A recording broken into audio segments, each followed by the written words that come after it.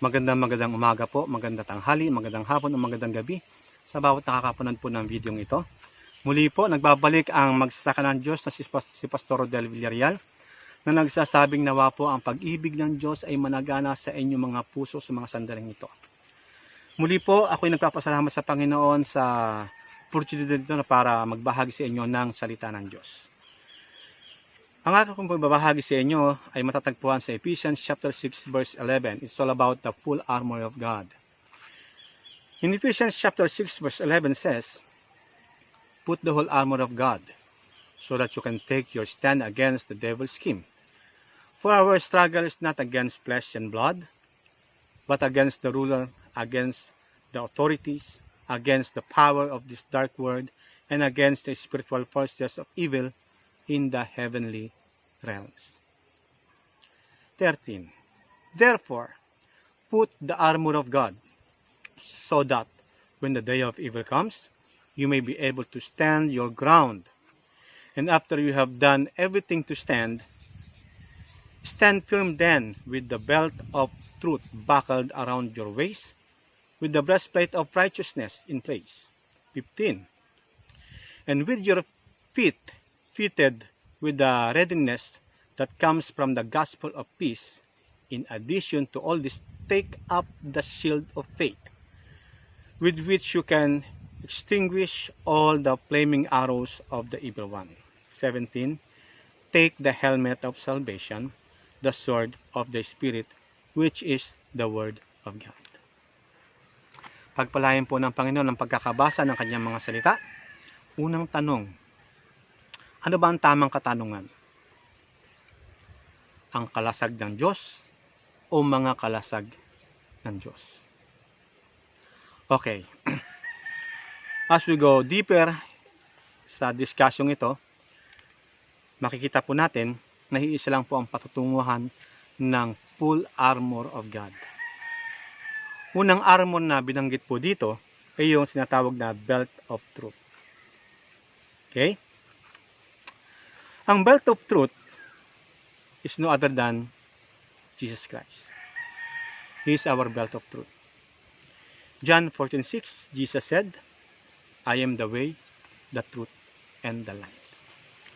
If you have Christ in your life, you have the truth. At kahit na anong bato ng kaaway ng mga kasinungalingan, ang katotohanan ang magbawagi. At kapag nasa iyo si Jesus, palalayain ka niya sa lahat ng mga kabaluktutan, sa lahat ng mga kasinungalingan na ibabato sa iyo ng kaaway na si Satanas. Kaya nga kapag nasa atin si Jesus, huwag ka nang matakot dahil mabubuhay ka na hindi sa kasinungalingan, kundi sa katotohanan. At napakaraming katotohanan ng buhay na hindi pa natin alam mula nung tayo wala pa sa ating Panginoong Jesus. At nang tayo ay nasa ating Panginoong Jesus na, unti-unti, glory to glory, makikita natin ang katotohanan patungkol sa Kanya. Si Jesus ang katotohanan.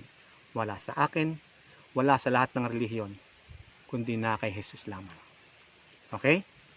Yung sinasabing belt of truth, si Jesus po yun.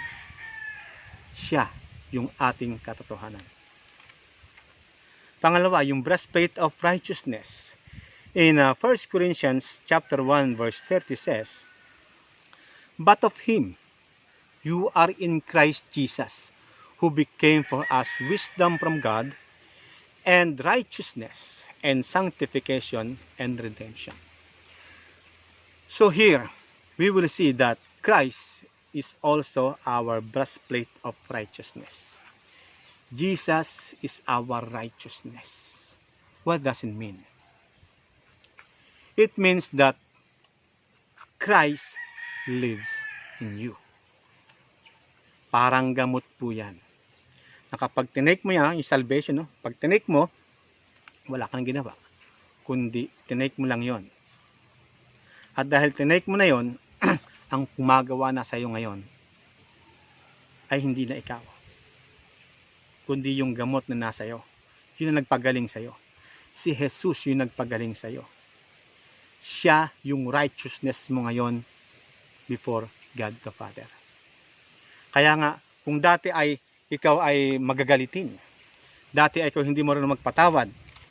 Nung tinanggap mo yung medicine sa buhay mo, which is Jesus Christ, nagi ka ng mapagpatawad.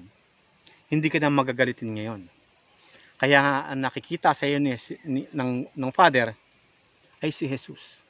Kasi by yourself, you cannot do it. But because of Christ lives in you, nagagawa mo na. Dahil nabubuhay na sa iyo si Jesus. Kaya nga, Jesus Christ is our righteousness. Iba po ito sa sinasabi ng iba. Pag ang sabi ng iba, Jesus Christ is our righteousness, kaya kahit gumawa ka ng mali, gumawa ka ng kasalanan, hindi makikita ang kasalanan mo dahil tatakpayan ni Kristo. Mali po yun. Ang totoong Jesus is our righteousness, pakikilusing ka ng Panginoong Jesus. At makikita sa iyo ng Ama, hindi na ikaw, kundi si Jesus na nasa iyo. Okay? So, dadalihan ko lang po para maiksi ang ating oras. 3, na kalasag ng Diyos, yung Gospel of Peace. Gospel of Peace, sabi ng John 14:27, My peace I leave with you. My peace I give unto you. Si Jesus po ang nagsasalita doon. So, another here, we will notice that, again, Jesus Christ is our gospel of peace. Kapag nasa iyo si Jesus, magkakaroon ka ng totoong kapayapaan na hindi kayang ibigay ng sanlibutan ito. Kaya nga naalala ko yung kanta, ang Kristiyanong tunay ay laging masaya. Kahit anong nangyayari sa kanya, hindi siya maapektuhan ng mga negatibo na nangyayari sa kanya dahil ang ibinigay sa kanya ng Panginoon ay kapayapaan na hindi kayang ibigay ng sanlibutan ito. Ang kapayapaan na yan na hindi na kinakailangan ng sitwasyon para maging payapa ka dahil sa kay Jesus, kahit anong sitwasyon ng buhay mo, payapa ka. Parang sila Jesus noon, yung nagtatravel sila ng mga alagad, ang lakas-lakas ng alon, pero yung mga alagad walang kapayapaan, pero si Jesus ay tulog na tulog dahil payapa siya. Kay Jesus, mapapayapa ang buhay mo kapag tinanggap mo siya. All we have to do is to receive Christ and to love God. Magkakaroon ka ng kapayapaan. Okay, verse 4. Shield of faith. In Hebrews chapter 11, let's define the word faith. It is the evidence of things not seen. Pag sinabing evidence of things not seen, parang kakaiba ito. Ebidensya na hindi mo nakikita, meron ba doon? Ang katotohanan po ay mga bagay na hindi nakikita, yung mga nasa spiritual realm. Lahat po na makikita nyo ngayon dito o sa paligid nyo ngayon, panandalian lang yan. Pupunta kayo sa totoong buhay, sa spirit world. Yan po talaga ang totoo. No? Pero ang pananampalataya na magko-cover sa atin, pag sinabing shield, ang ibig po sabihin ng shield is a protective cover or structure. Shield, one that is wide at the top and round to a point at the bottom. Parang pag ganun po siya, pag ganun, na for protectionan ka. Old Testament, He is our refuge. Jesus Christ is our refuge. Protektahan ka ng Panginoon ng kanyang pag-ibig. No? Kapag protected ka ng Panginoon, wala makakagalaw sa iyo. Sabi nga, if God is with us, who can be against us? Wala. Okay. Now, let's continue. In 5, the helmet of salvation. Ito po isa sa kalasag ng Diyos. Helmet of salvation. Ang helmet po, pag sinabing helmet, ang pinoprotektahan yan ay ulo. Yung head. Hindi yung paa, hindi yung dibdib, hindi yung paa. O kung ano man nasa katawan natin, kundi ulo lang. Bakit pinoprotektahan niya ang ulo? Kasi nandun yung brain mo. Kasi yung brain, yan yung nag-iisip ng tama o mali. Yan yung nagdidesisyon, no? Ngayon, saan ba po protektahan ng Diyos ang ulo natin? Una, sa mga maling kaisipan. Ano ba ang maling kaisipan? Napakadami. Mag-isip ka lang ng pangit sa kapwa mo, mali na yung kasalanan na yun. Pero kapag nasa iyo si Jesus, you have now the mind of Christ. At ang iisipin mo ay walang iba kundi ikabubuti ng kapwa mo. Dahil ang sabi ng salita ng Diyos, makikilala niya kung tayo ay sa Kanya kapag ang isip natin, ang buhay natin ay nabubuhay sa pag-ibig.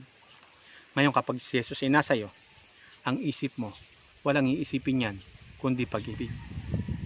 Dahil si Jesus, siya yung personified love of God. At kahit gawan ka ng kapwa mo ng masama, iisipin ng isipan mo, gagawan mo siya ng mabuti. Hindi mo na iisipin mamatay ka sana, mahulog ka sana. Hindi na ganoon. Walang iisipin yan kundi mabuti sa kapwa. Pangalawa, na gagawin ng helmet of salvation sa ating isip. Proteksyonan ng helmet of salvation yung knowledge na papasok sa isipan mo. Kahit salita ng Diyos, kahit na alam mo pa ang cover to cover na Bible, pero ang dulot naman sa iyo nito, nagiging palalo ka, nagiging mayabang ka, wala pa sa iyo yung mind of Christ.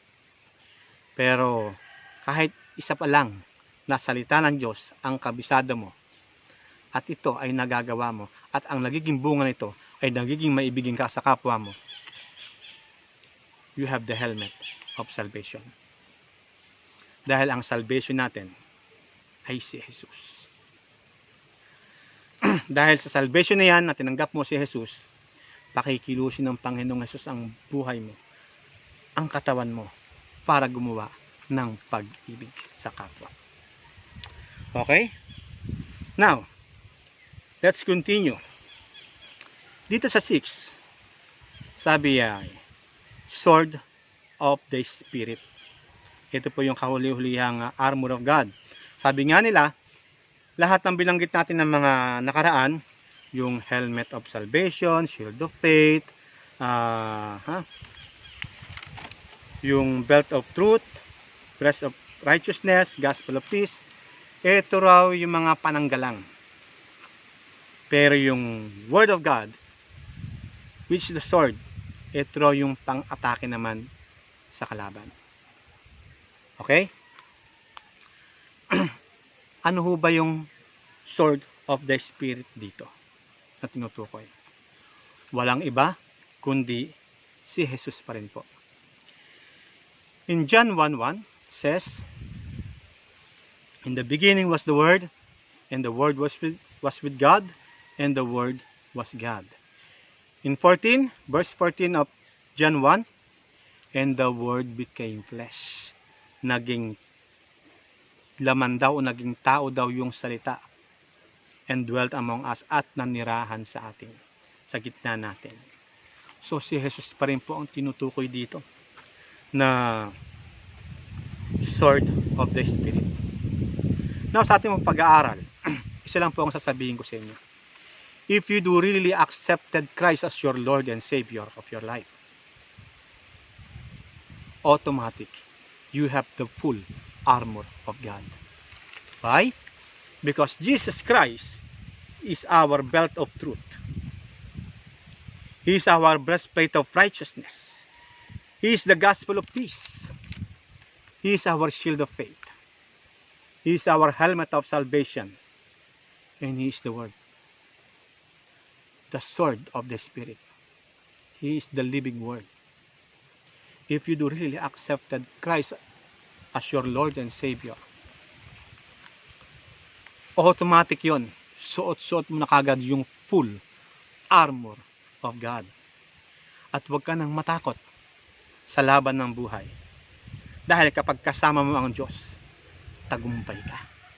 Kapag kasama mo ang Diyos, lahat magagawa mo. Dahil sa ating Panginoong Jesus, walang imposible sa Kanya. Dahil sa Diyos, lahat kaya niyang gawin. All you have to do is to accept Christ as your Lord and Savior. Love God with all your heart, with all your souls, with all your mind. Hallelujah. Jesus Christ is the full armor of God. Tayo po ay manalangin. Mapagpalang Ama, marami pong salamat Panginoon sa oras na ito na binigay mo sa amin. Nawa po sa lahat po ng mga nanood ay ingatan niyo po sila, pagpalain niyo po sila. Samahan po sila ng iyong Santong Espiritu. At Lord, sa mga taong nakakakita o nakakapanood ng videong ito, hipuin niyo po sila. Nawa tanggapin nila si Jesus bilang Panginoon at tagapagligtas nila. Marami pong salamat. Sumainyo ang kapurihan sa pangalan ni Jesus. Amen. Muli po marami pong salamat sa oras na pinagkaloob nyo na samahan ako. Ito po muli ang magsasaka ng Diyos nagsasabing God bless us all.